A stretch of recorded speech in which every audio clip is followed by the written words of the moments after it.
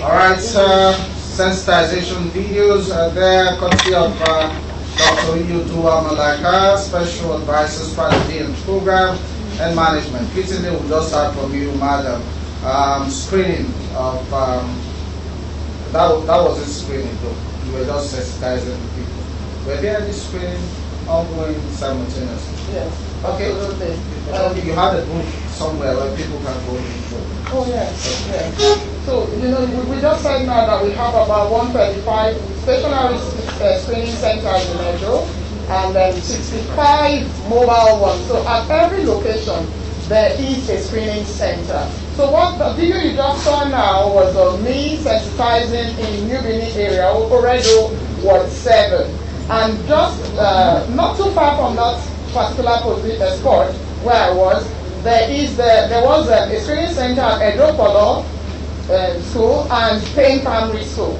So sometimes we need to move our mobile screening centers around town just to be able to accommodate the demand and also cater for the numbers that we get in certain areas.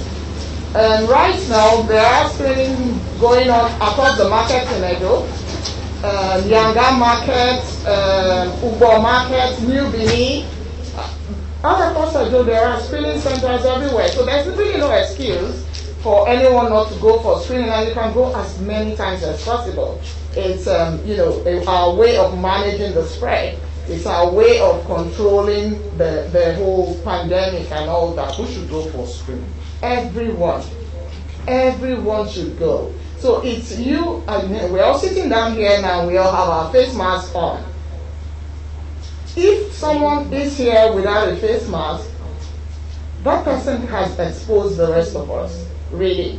So we can protect ourselves with ours, but the next person isn't protected, so we are exposed and we're in danger as well. Everyone should go for screening, not just I've had traders in New Benin Market, almost 2,897 traders. On the first day we went out, we had 756 people coming for screening. And what I saw from that was a total engagement with the people and how it can turn out to a huge success. They owned the process. They were working hand in hand with us, the market associations, the market women. You would never believe the level of organization I saw there. So they were all there. They want to go back to their lives. They want to continue to engage in their businesses. Everyone is a bit more health conscious now as a result. Okay. It's quite encouraging. All right. Yeah. Thank you so very much. Let me ask maybe a little bit of a hard question now, Dr. Andrew. A lot of persons have said that they made calls when in distress and calls were not picked. Are you in a position to answer that? Yeah, well, that's. I'm just getting to hear about that for the first time because we have toll-free lines and we have over 30 persons in the call centers who can answer simultaneously depending on who is not engaged. And so what we encourage people to do, and these lines are toll-free, that means when people call through these lines, they don't pay for it. And so we have people, as I speak, 24 hours who are ready to receive calls and direct people to where they can get tested or where they can be screened. If they need laboratory samples to be collected, you can also link them to the surveillance team. So that's the continuous engagement, okay? You may have one or two snacks here and there, but the truth is that we're always ready to receive these calls and direct people to the appropriate channels where they can receive treatment, care, and support. Now, the surveillance team or teams that you have, how ready are they to respond? The Honorary Commissioner has hinted on that. Now, every pillar, in terms of the strategic response, we have a strategic response. We have all the pillars in terms of contact tracers and surveillance. In short, we see surveillance as the bedrock of the entire response. And so we are ready 24/7. There are instances where we have gone out at the middle of the night to contact trace. So we are always ready. And the huge success that we have reported so far, the Honorable Commissioner was trying to speak to that earlier on, the huge success in terms of number of cases that we are harvesting is not a sign that we are not doing well. It's also a revelation that we are doing very well. Yeah, and so our activities has been enhanced in terms of improved contact tracing activities, in terms of line listing activities, and now targeted screening. Okay, against the background that Edo State has a lot of persons in the diaspora, would you say you are doing well? Because people expectedly said that some persons came back, after the COVID pandemic broke around the world. Some people ran back home and they were living amongst us untested. Were you able to verify that? We had intelligence. There's a lot of because some persons actually called us. You know the funny thing. Yes. Virtually everybody that came into the states from the 23rd of March, we got hints of all of them, and they become what we term persons of interest. We followed up on all of them. Okay. We are tested. And they were all tested. So it's a synergy. It's not just surveillance. There's a lot of intelligence gathering, a lot of things that we put together. And I want to use the opportunity to thank His Excellency. He had provided that leadership and support. It's not something that just surveillance can be able to do on their own without the synergy. So we got track of anybody that traveled in and we followed them up. And it's not just people traveling into the States, because at some point we now knew that it's no longer imported cases that we're dealing with. We're now dealing with community transmission. And so we need to change our approach and now targeting them in the community. And that's the essence of what we are just seeing now. Because we need to get these people screened so that we can get out the sick people out of our communities. You must bear in mind that 80% of people who test positive will have no symptoms. And if the only way we can get them is reaching out to them. And that's where communication and that's where change of strategy comes in. And that's what she was actually speaking to when she engaged. We'll come back to that, Dr. Andrew, just a bit. Let's look at, we are not yet there now, looking squarely at community transfer and all of that. Let's look at what is available as the level of care for persons who need to be isolated. If you tell people to self-isolate, some may not be that disciplined. But now, if you have to isolate, where do you put them? I don't know. Honorable Commissioner, you want me to speak to that? Yes. Of course, that's what we're doing right now. Like I said, we have all these facilities in place. We're going out to reach out to the community to fish those infected ones out. Okay, so where do you put them? Not in prisons or? I'll speak to you. The idea is to take them out of the community so that you can break the chain of spread. All right, and part of the treatment protocol is to be able to give these infected persons some level of comfort, that sense of living that they will not feel that they are out of their homes. The standard of all our isolation centers, the treatment centers, are built to meet global best practices. Right? We have facilities that can make you feel at home away from home. And that same standard is replicated in all the centers across the state. I can tell you about Stella Obasanjo Hospital. Each of the rooms, we have an open ward and we have private wards. We will have VVIP wards. All right. Now, it's provided with. You don't use fans in an isolation ward. That's typical because you don't want the fans to circulate and isolate these things out. So all the rooms are with air conditioners. We have extractors, vents, and each of the room has all the multimedia facilities that you can think about. Internet access to each of the room. A patient does not have to look for a nurse because there's an intercom bell by his bedside that he just all he needs to do is just press the bell. All right. Water, electricity, his governor has said they must be running 24/7. And of course, all the patients are fed. And we're talking about being fed, not just like an ordinary feeding, but feeding by a dietitian that will put into cognizance the type of food that will be balanced enough to build your immunity. I must state here that we had the opportunity of visiting the isolation center yesterday.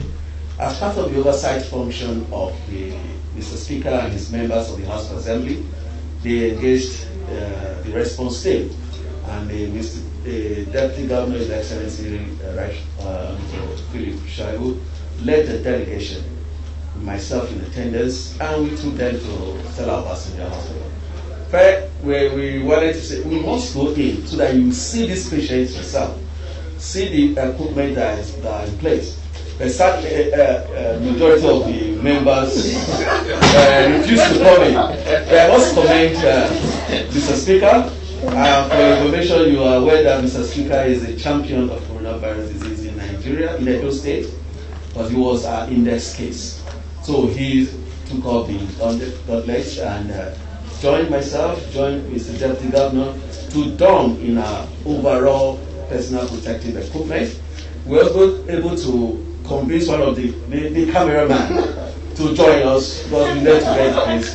Now, the beauty of it was that we went in and we saw the patients with high spirit coming out to appreciate the government of the state. They sang praises and appreciated Mr. Governor. We wanted to use the opportunity to assess situation report, what is going on, and they all said they are doing well. We went from private rooms to the open wards, interviewed some of the patients. Many of them were brought in very bad shape. And at the time they were talking to us, they told us they are doing very well. Most of them recover from their symptoms within the entire day because we have a treatment protocol for them.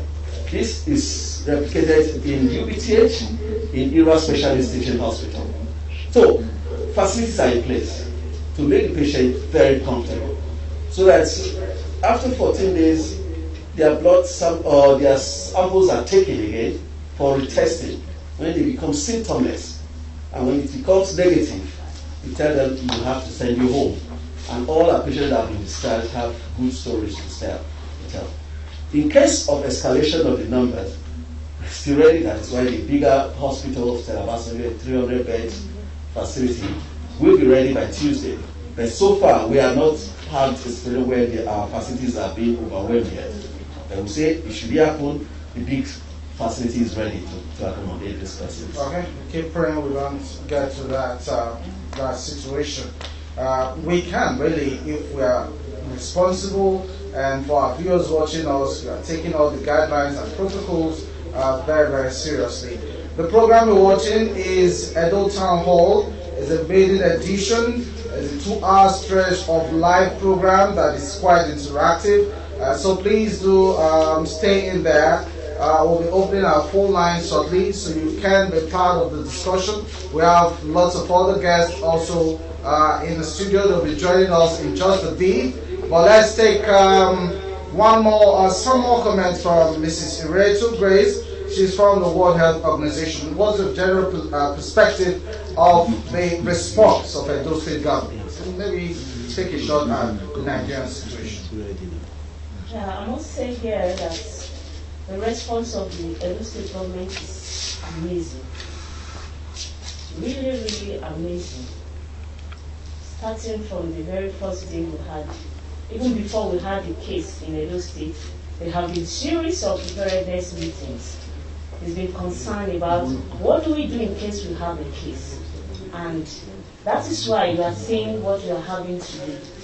We're somehow prepared because the governor himself was in the took lead of every activity to ensure that this does not take us away.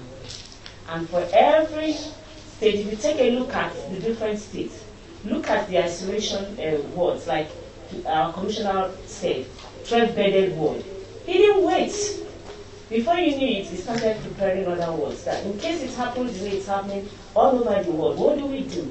And so the government took that opportunity, got another center, and I think 2 weeks ago we were together at the main complex of the Stella Obasanjo unit to ensure, and I heard him telling them that you must hand this over by Thursday. And not just for isolation, also for holding center to answer that question you asked. Are they going to be kept in prisons? No.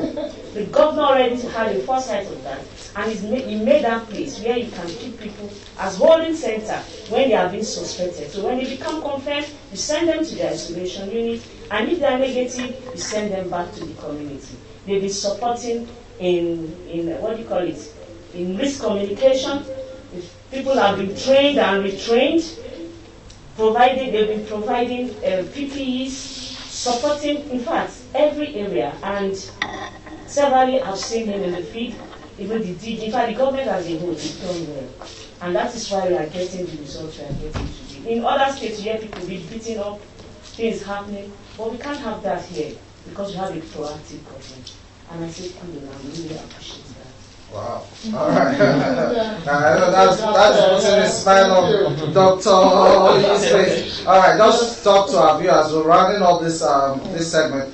I'm sure you have a message for our people. You want to talk to them again, like you did during the sensitization process. Okay, you know, as I mentioned earlier that there was sensitization going on across the state right now. So in the 1,916 communities of Edo State, at the same time, we have people on the street, door to door, street to street, house to house, getting people more informed about the coronavirus and what we are doing as a state to prevent the spread, to manage the disease, and also to ensure a post-COVID economy that we would all be proud of. So our people are on the street now. You've been seeing videos. I've seen a lot of nice videos coming in from all across Benin.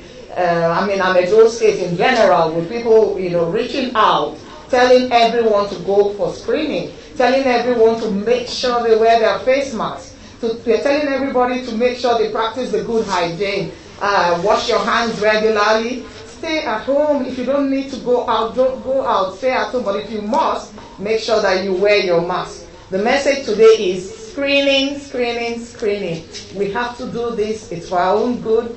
Early detection is key. Edo cares, and we want everyone to stay safe and well. All right. Edo cares. Thank you, Dr. Lee. Dr. Andrew Lee, you just want to chip in a word or two? Just to corroborate what she has said, she has spoken well, and I want to encourage everybody to key into the strategy that we have put in place. Go out for screening, encourage others to go out for screening, and we'll have a better and safer Edo State. All right. Thank you very much. WHO, keep washing your hands, something like that. You want to speak into that? Yes. For the honorable That's person, it. For every one of us, it is important we do what you call the hand washing. This is key in preventing this disease.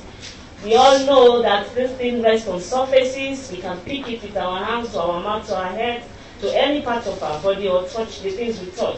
So hand washing is key. And when you are doing it, it's not just to pour water on your hand. No. You first of all wet your hand. After wetting your hand, you get the soap, and you rub your hands very well against each other.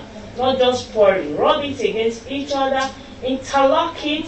Make sure if there's anything there, to go out, go to the back, come back to this side, come to this side. These are places you can easily omit when you are washing your hands, so you get that place squeezed. You come back with your fingertips to scrub the palm. Scrub it very well. If there is anything there, it can never hide. The way you will rub it all over. And you go back to the tap. Make sure it's a running tap. And now you see everywhere what you call the Veronica bucket. You get there, you rinse your hand. And after rinsing your hand, if there's no hanky, if there's a disposable hanky, fine, you use it to lock it up. If not, after rinsing your hand, you use one part of it to pour on that. Hold it. After locking the tap, you pour it to rinse your hand for the last time. Hand washing is key. If we keep to hand washing, we are going to prevent a lot. In fact, 80% of this disease, because we pick our hands, we pick things with our hands. Please, this is very important. Thank you very much. Thank you very much. Commissioner, yes. Something that has been coming up is the screening and testing, so perhaps we need to go. Okay, go ahead. Okay. Let me thank my co-panelists.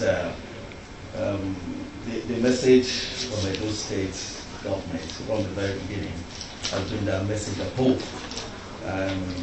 We started strong, and I must state here that our current message now is that we are working towards ending COVID-19 pandemic in Edo State.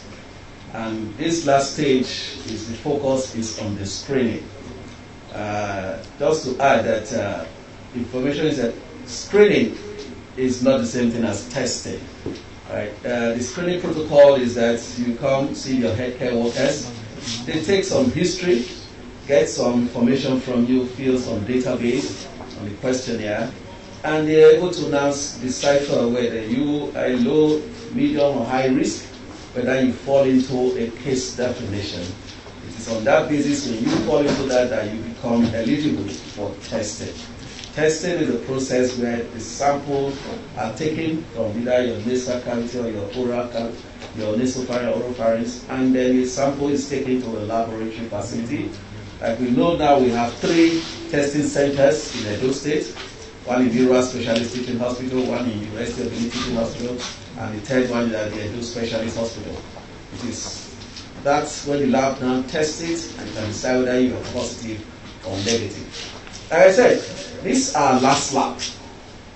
It's that message of hope.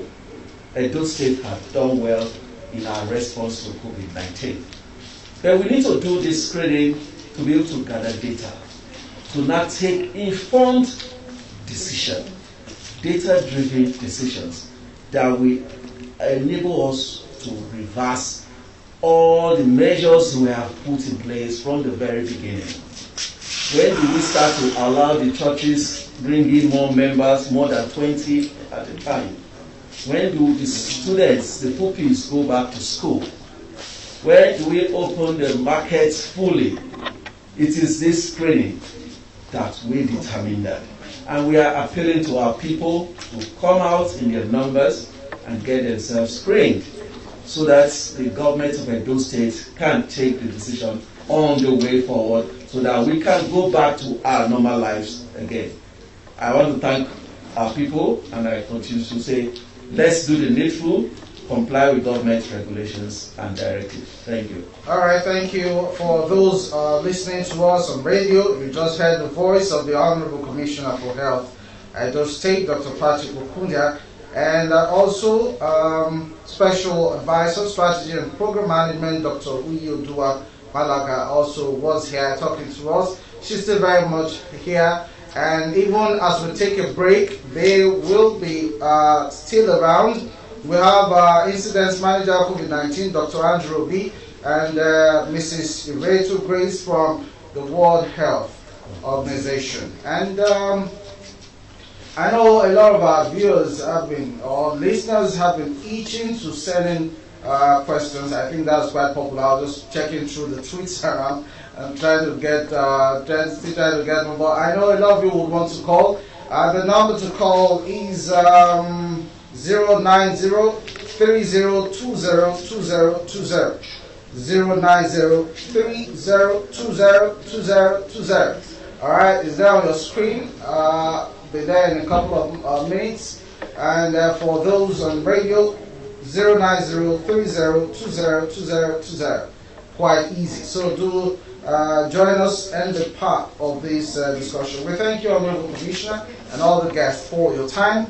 Let's also take a breather, and when we come back, we have some other sets of guests, very interesting personalities. They are community-oriented persons. This time we are going to the brass tacks, and we'll be talking locally. All right, just stay with us. We'll take a short break. We'll be right back. Aha, so it's already trying to connect. Thank you, Honorable Commissioner. We are really grateful for your time. If you just take a seat. Okay. Yes. I'm sure some of the questions will be directed at you. So take a breather. There are questions coming.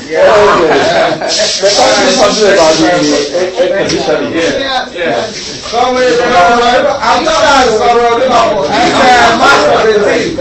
Somebody can get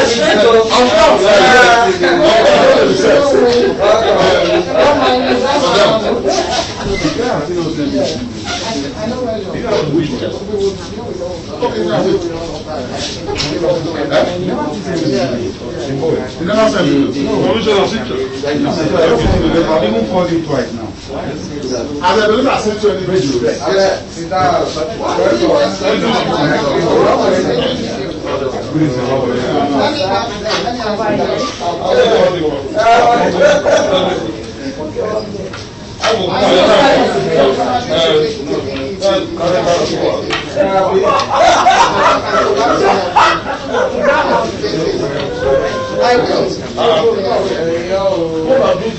Yes, I will. Please, Why you with it? Why you with it? Like the video with it? No, I need video. Because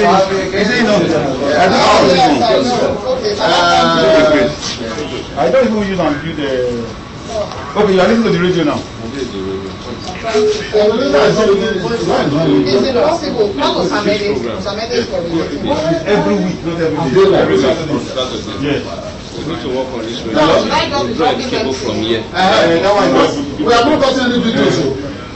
Done. Should I just send them directly to you? Yeah, to me. Okay. Don't be sending to him at all. No, I'm not sending to him. They are dropping on the chat. It's not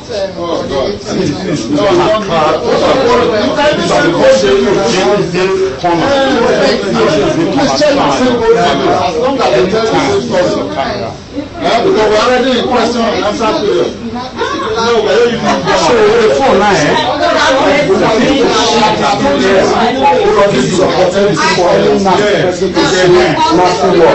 It has nothing to do with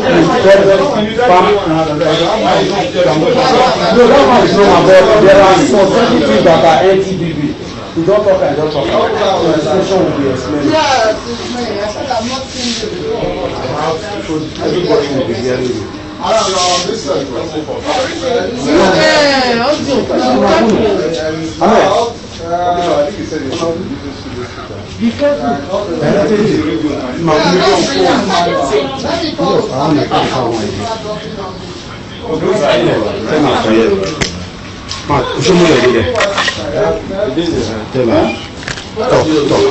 You are not familiar of this will give Chris.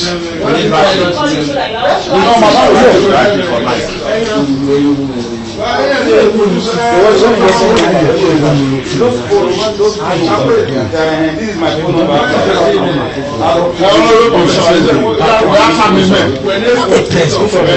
Done. You are not here speaking to background. One of the is here, my man, and you are speaking to background all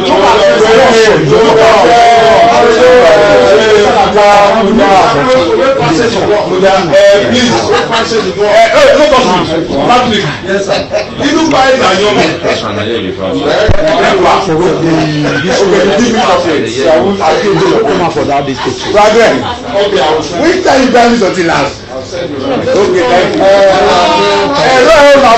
Where we last me?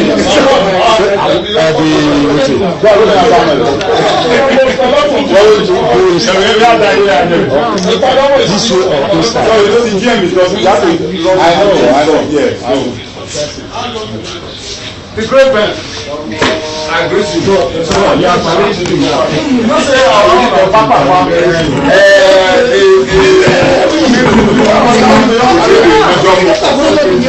call line. Yes.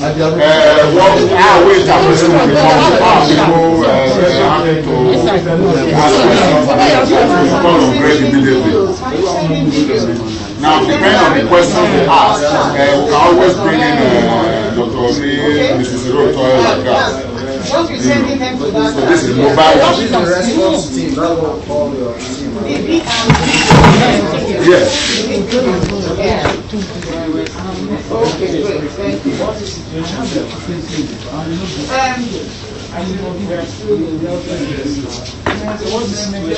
We are set, so there's no time. John. So audio line. Audio is. I hear you. Okay. For okay. Okay.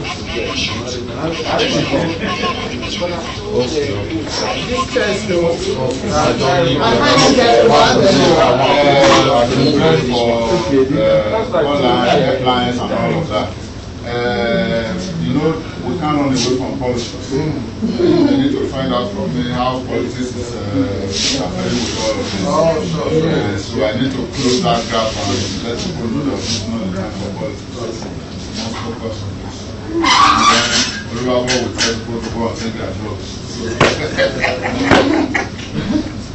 What am I talking? What am I? Well, palliatives and logistics. If the issue of palliative comes up, but we don't want to stop it. Let it come. Please, they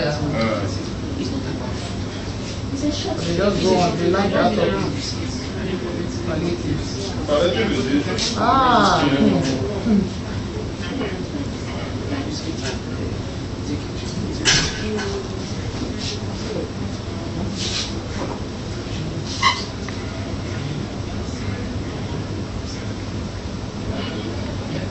Audio, just a minute.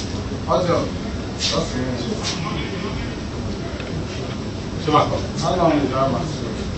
Are you asking me to come? You don't need to take all. It is on now.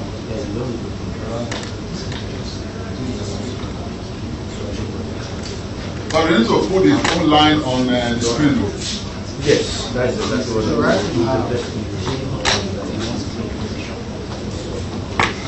I'll remind you, let them put it on the screen. Are your guys not doing any work? Are they doing work today? Yes. Okay, so maybe I should take some photos from them as well. Ayo, you see me, don't forget to put the phone for screen. You hear me? It's the quality that is those things that I told Ben to send quality ones from old ones. Okay. Okay, these ones are just broke. People are monitoring this show. Do you have feedback on the broadcast quality, audio, and picture quality? Are we getting feedback on that? I understand the radio is not doing very well. Called me already. The audio is not good already. So how about No, but I could hear. Maybe because they split I could hear some Pedro zone and was there, no? radio. Yeah, already. Maybe it is good. I could hear this one. Who said? Amen. Come first, I beg. You see the corner from house, see the radio. See the break, the audio is very, very bad. See the corner from the house. See, no be here, no be TV, radio. See, no break, see the audio is okay. Sorry.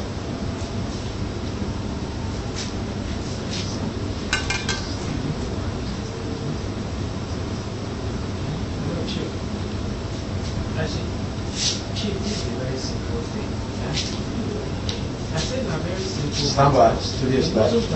Studios live.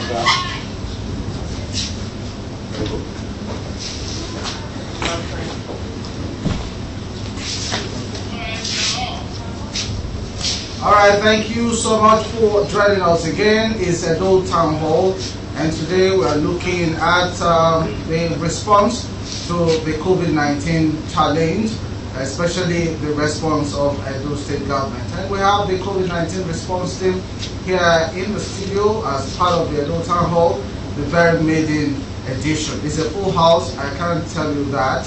And you can also be part of this broadcast on radio simulcast. And of course, the coverage really of all the platforms. You can get us on all social media handles and on Facebook and so on and so forth. But you're watching us on television.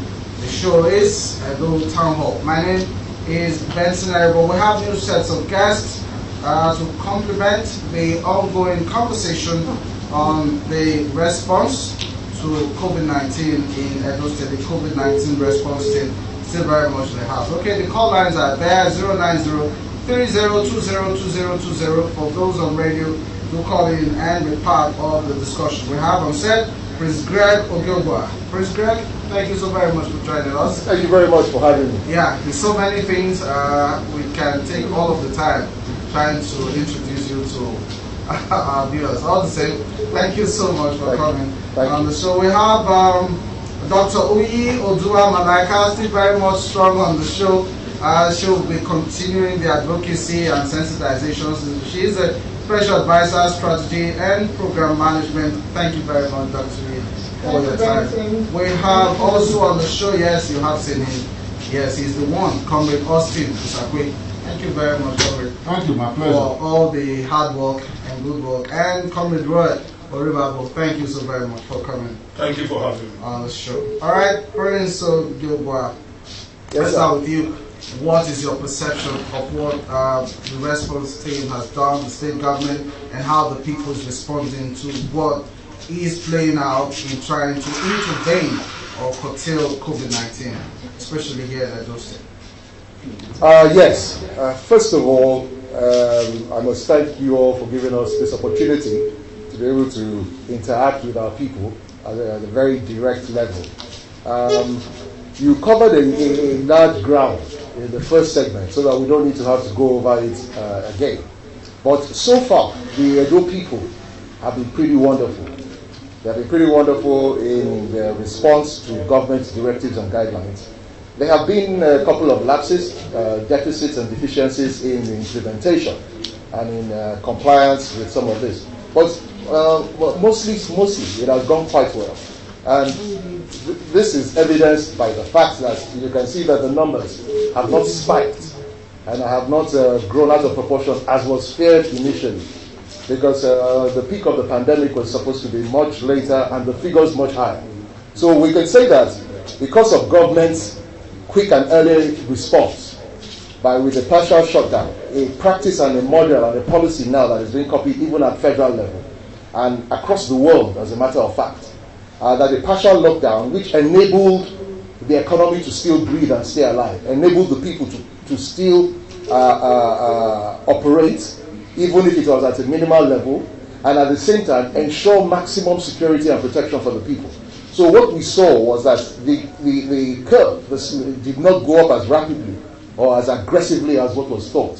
And that was, like I said, as a result of the quick and early actions by the government. And also because of the cooperation of the people, just like the Honorable Commissioner for Health has said, and Dr. B and the World Health Organization coordinator, that the combination of government policies and people's relative compliance actually has pulled Edo State. If you remember that when this pandemic first started, Edo was number 3 on the list. But so far, because of these proactive measures and policies, a lot of other states, unfortunately for them, have actually outpaced Edo in the growth of the virus. So all in all, while we know that there's still quite a lot to be done, but we are very, very appreciative to the people of Edo State in that they are doing their very best within their means to comply. And so far the results have been quite good. But obviously we're going to ask for more cooperation, we're going to ask for more understanding, and we're going to ask for more direct intervention on an individual, family, community, and then societal basis, so that it's a campaign that embraces everybody. Just as the virus has no discrimination, this campaign to rid our people of this virus too must cut across all sectors, religious, traditional, gender, age, and so on and so forth. Okay, let me stop you, Prince, there. We'll look at all of these sectors, specifically, one after the other. Comrade Austin Usakwe, Governor Obaseki has been commended. There is this perception that he's been on top of the management of this situation with the very unique style of trying to manage the situation. Okay, a partial lockdown and the other policies, that he came up with. Do you think that is actually the perception among the people, civil society, the generality of our people? Well, the first thing is to establish that the pandemic came on everyone suddenly, globally. The biggest countries in the world, whom before now we have come to believe had a magic wand, a direct solution to every problem, have been caught napping. In fact, many of them are on their knees. And then we're talking about Nigeria, a so-called third world country. So it caught everybody unaware. The relative successes that you have found when you move from state to state across the country is mainly a function of the preparedness and vision of leadership. You will find, very interestingly, that when this pandemic broke, the initial reaction was to lock everywhere down, because that's what the Western countries, what their playbook was. And so across the country we began to hear of lockdown. But the leadership of the state, led by the governor himself, reasoned and decided that whereas lockdown may be advisable, but it would not be the best way to go. Because first and foremost, you needed to consider the unique nature of Edo State. First, as a transit state. Two, as what people usually refer to as a civil service state. So there is the socio-economic implication. So they thought out of the box and adopted the partial lockdown solution. Interestingly, weeks and months after, not just in Nigeria, across Africa and even several parts of the world, people are returning to the inevitability of a partial lockdown as opposed to a total lockdown. So to that extent, we must commend the leadership and the vision. What government does generally is to cast a vision and then mobilize and galvanize the people to embrace that vision. That's what I think the government has done. Having said that, why are people adulatory of the government? Why is it that across the length and breadth of the country, people tend to be paying tribute to him? It is the fact that in solving a problem, there are certain considerations. One major issue we have had in this country is the obvious lack of data. Therefore, we can't plan anything. We can't implement successfully. We come up with a beautiful government program, and then it fails because planning was deficient. No data.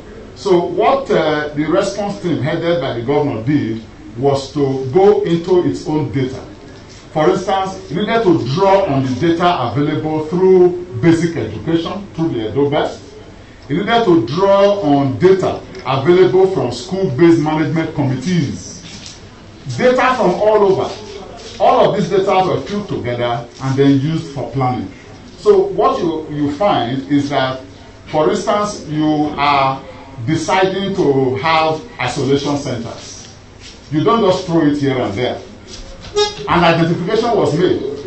Which are the areas that have become endemic? Which local governments appear to have contributed in larger numbers to the incidents? All of those were put in place, and that's why you are seeing the kind of responses. But I must join Prince Greg Gilbert to underline what has become factual.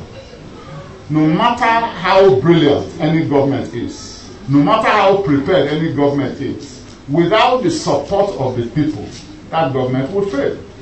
And the essence of participatory democracy, participatory governance, is that government is able to partner with the people, collaborate with the people, put all the cards on the table so the people understand where you are going and then they follow you.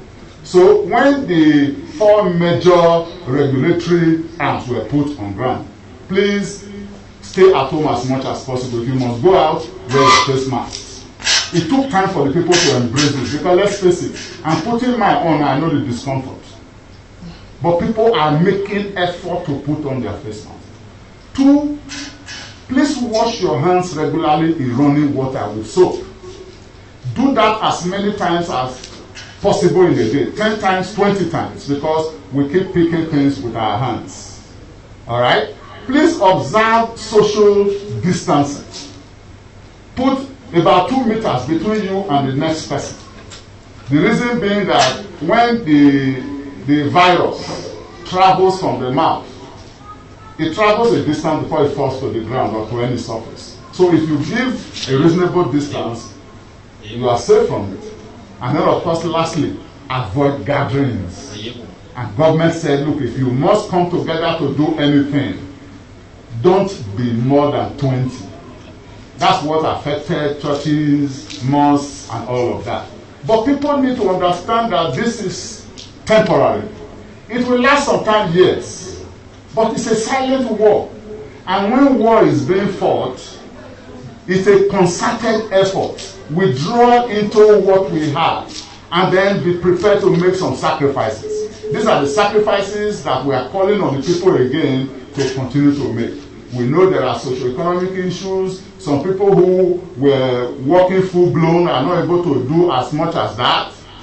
There are implications. And I think that government too has made effort to reach out to people to take care of this. All right, thank you, Comrade. You want to tell us some of these complaints, that people may have had in terms of the restrictions on business premises and so on and so forth. Some of those discomforts. People have not been allowed to regularly go hustle, as they say, because of this virus and government restrictions. Again, you have the curfew in the night and so on and so forth. What are some of these discomforts? So find ways around them, maybe ways government can ameliorate them, extension to what they are already doing. The discomfort are quite very obvious. You don't need to run away from that. Even looking at your situation now, you can see I'm struggling to breathe here. I will tell you that when we find ourselves. You also know the kind of economy we run in Edo State. And government was able to consider that. We run a kind of what I call a consistent economy on a daily basis, where people need to just go out, as you said, also. We live on a daily basis. A reminiscence of the prayer, give us our daily bread. Those are kind of the things that happen in this part of the world. And you also know the kind of relationship we also have with those in diaspora. The projection people have in Edo State that because of our brothers and sisters who are in Europe, and we are looking at Edo that things are going to happen in Edo. Much of the persons of my friends who always come in, they are believing that Edo State is going to be an issue. Some of us say, well, we have the kind of leadership also. The kind of leadership we have is a leadership that are able to demonstrate the character and competency to say, well, I'm not going to follow the popular side. Let me derive a formula, a workable formula that should be able to serve as a panacea. And that is what we are seeing in those today. You can see the effort the government is putting in. And the people also, because of the kind of economy we run, as I said before, people don't need to move. Your movement is very regulated. You look at people in terms of who are on daily job, the business is not prepared for them. Therefore, that have come a kind of stress on the people. That will be very difficult for people to therefore must give it to them. Must also believe that's the reason of look around and you see kind of discomfort as a lot of it. The good news is that we have a government who are able to think ahead, formulate a direction, and we are doing it today. All right, that's Comrade Royal Riverboat. For those listening to us on radio, we have several missed calls and some text messages coming in. And again, this is on the distribution of palliatives. I knew that this would come up. Dr. Uyi Odua Malaka, you want to say one or two things about the distribution of palliatives to people, especially the government termed it the vulnerable persons. All right, do you want to broaden that out in a way that the people can understand? Honestly, Benson, if that didn't come up, I would have been shocked. So that is the one constant in everything. Yeah. Palliatives, everyone wants palliatives, but who really needs palliatives? So we need to be very clear on that. So when we say vulnerables, what we're talking about is those who really cannot afford it, who truly cannot afford it. We have to force, I mean, if this was a welfare society, we'll be talking about needs analysis and all of that. You know, but unfortunately, Nigeria isn't that much of a welfare society. So we have to take on that responsibility to say, who is on my street that I know is really living below the line? And then we would then say, okay, it may not come from the government side. From my own personal end, I can do a bit. So when we say palliatives and the vulnerable, we're talking about the poorest of the poor. The question then comes in, how do we establish who the poorest of the poor are? Again, what Edo State government has done is we've reached out to our religious groups, our traditional groups. We've reached out to their own ways of around the areas in Benin, because we believe that the Odeon way or the street leader knows the people who are poor in that street, on his street. Do you think they've been honest with the data, the names of the persons they gave to you? Okay, so it's not just about giving us names. We actually go the extra mile to make sure that those people are really there. So we've engaged a lot of civil society groups around, and they have been extremely helpful. Because I don't know, there are cases of the goods be taken to the Ojonwe's house and dropped there, and Ojonwe will now have to share in such a situation. Did that happen? Well, I mean, let's not even say that we were not expecting one or two bad apples. It's expected. But the majority actually did what they were supposed to do. So yes, there was that one case where it was taken to another location. But very quickly, they moved in and they made sure that was rectified. We saw it on everybody saw that. That was public. But it was wrong. And I believe that the government person in that case tried to right it immediately. And that happened. Since then, we have put measures in place to be sure that there is no reoccurrence. Somebody tried to ask some question. Please do call in again. The program is at EDO Town Hall, and we're looking at, it's a maiden edition, really. But today we're looking at the COVID-19 challenge or pandemic. And the response team is with us here in the studio, and they've been telling us what they have been doing so far, especially what the state government has done so far to tackle this challenge. So keep your calls coming in and your text messages, and is that time where we will handle them. The Honorable Commissioner for Health, Dr. Patrick Okunja, is right back on set with us. So we will take your calls. 0903020220 is the number to call. Okay. All right. Let's give. Okay, we have a call coming in. Yes, you want to tell us your name?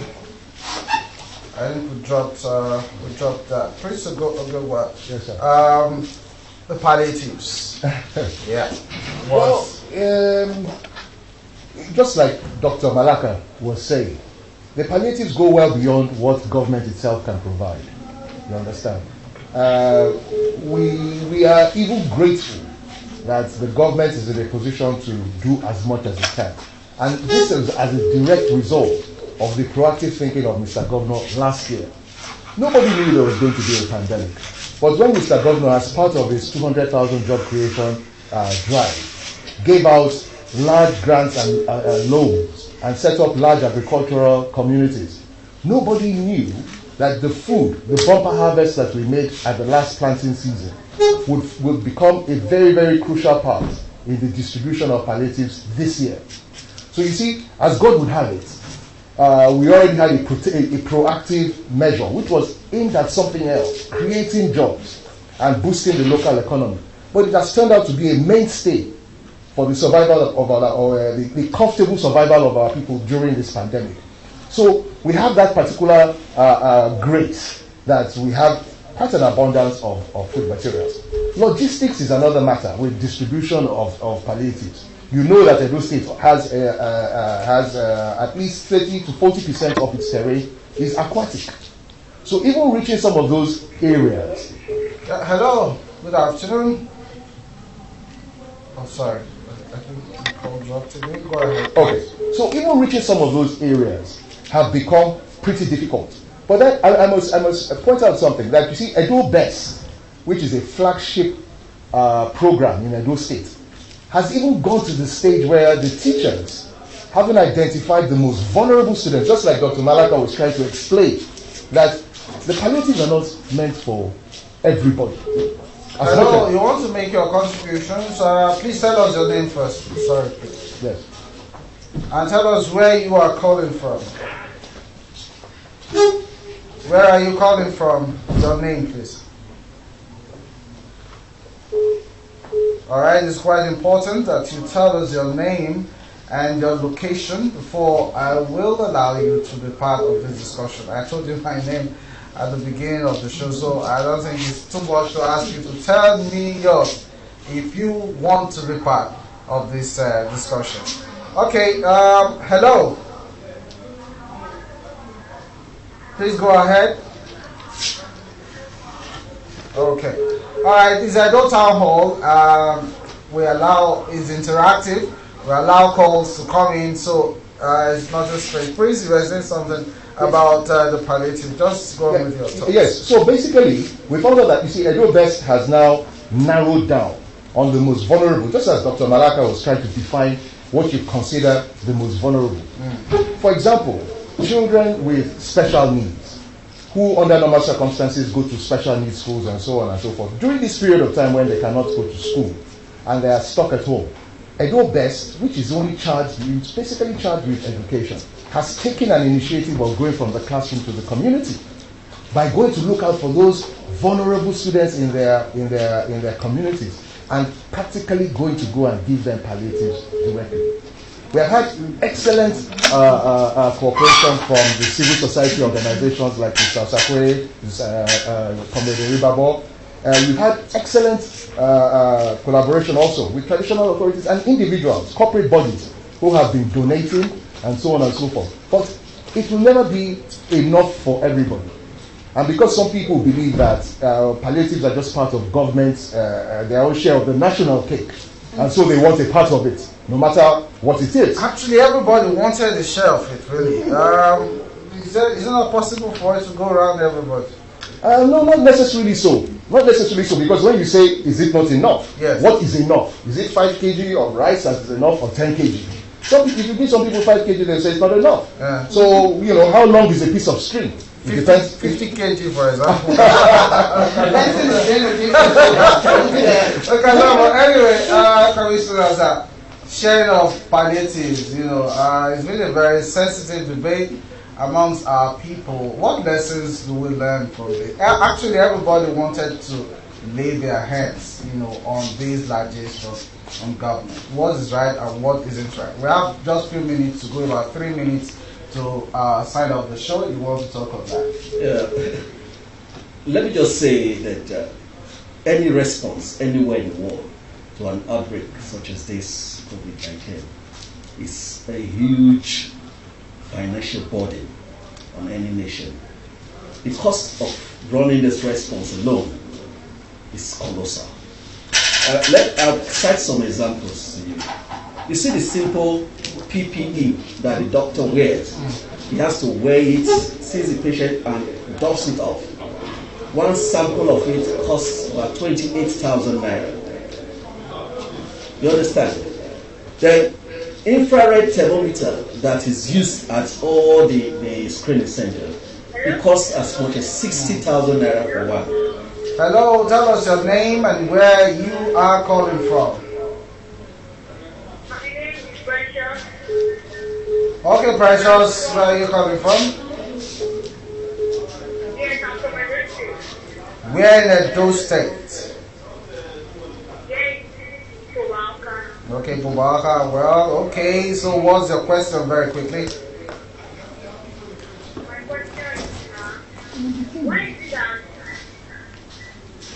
who are not started All right, that's it. Okay, thank you. That's another angle today. To eat, the children are anxious to go back to school, certainly. Yes. Okay. Let me just respond briefly. Yeah. This the same message of hope. Very soon, Okay. the schools will reopen. All right. And our lives will be brought back to us again. Yes. Okay. All right. Yes. Yes. You want to ask your question? Your name very quickly. Okay. We lost that. I guess that was the last call. Yes. So just As I was saying, these simple examples. The testing itself, we know of the PCR machine. The cost goes in hundreds of millions. To test one person, a test kit alone costs a minimum of 30,000 naira just for one test. And all these are done free of charge to the patient. Keeping the patients in the isolation ward is free of charge. You don't pay for any drug. They are fed morning, afternoon, and evening, 3 square meals, at no cost to the patient. Now, that's aside. It becomes also important that the responsibility of the government to relieve the burden of so even the partial lockdown is also a huge financial burden on the state. Right. But the government of the state is not leaving any stone unturned. And to do palliative, it also has to apply data. And those state government did this to ensure that the real vulnerables will benefit from this palliative. All right. And it cuts across party lines, religious lines. Okay. Yeah, unfortunately, 2 hours is gone so quickly. There's not enough time. But let's hope our producers will tell us we'll be able to have time again for this interaction. But it's been really fruitful interaction. And okay, so same time next week we'll be here, and perhaps we'll continue these same conversation, COVID-19 response. All right, so keep the questions coming. You have all platforms and handles to send those questions to. In just a moment, as we sign off, we have a video on sensitization made by Dr. EDO TOWNHALL and it will give you all the information that you need. But very quickly, let me thank the Honorable Commissioner, Dr. Patrick Okuda. Thank you. Everybody said that you guys are doing a great job.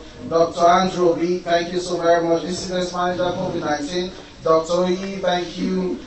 Praise Greg. We've not had time for you to mesmerize us with all of your brilliant talks, but thank you all for please let us clap for the health workers. All right. For all the health workers in the nation, all right. Comrade Austin Osakwe, thank you. Comrade Rod, you have all the great guys in the studio. Osaka Sabo, Don Pedro, they've been behind. H to the party, Weku, all the great people doing great job. Great job, you guys. We'll see you again on EDO Town Hall next week at the same